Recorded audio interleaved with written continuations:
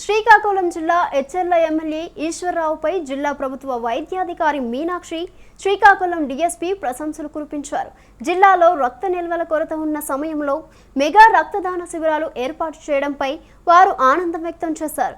యువతతో MLA మంచి కార్యక్రమాలు చేయిస్తూ అందరికీ ప్రేరణగా నిలుస్తున్నారని కొనియాడారు. గాంధీ జయంతి సందర్భంగా ఎమ్మెల్యే క్యాంపు కార్యాలయంలో మెగా రక్తదాన శిబిరం ఏర్పాటు చేశారు. దీనికి ముఖ్య అతిథులుగా జిల్లా ప్రభుత్వ వైద్యాధికారి మీనాక్షి, శ్రీకాకుళం డీఎస్పీ వివేకానంద పాల్గొన్నారు. సర్జరీస్ ముందు కానీ సర్జరీస్ తర్వాత కానీ ఎంత బ్లడ్ అవసరం ఉంటుందో చాలా మందికి వాళ్ళు పర్సనల్ గా కూడా ఫీల్ అయ్యి ఉంటారు.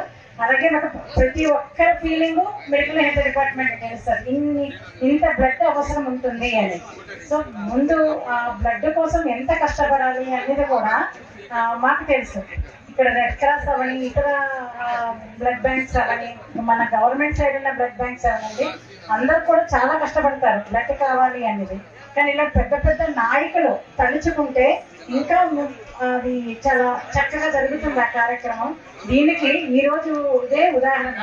మన ప్రీతమ ఎమ్మెల్యే గారు చేసిన ఈ కార్యక్రమాన్ని ఇంత దిగ్విజయంగా జరుగుతుంది అంటే నిజంగా ఆయన మనసులో అనుకునేది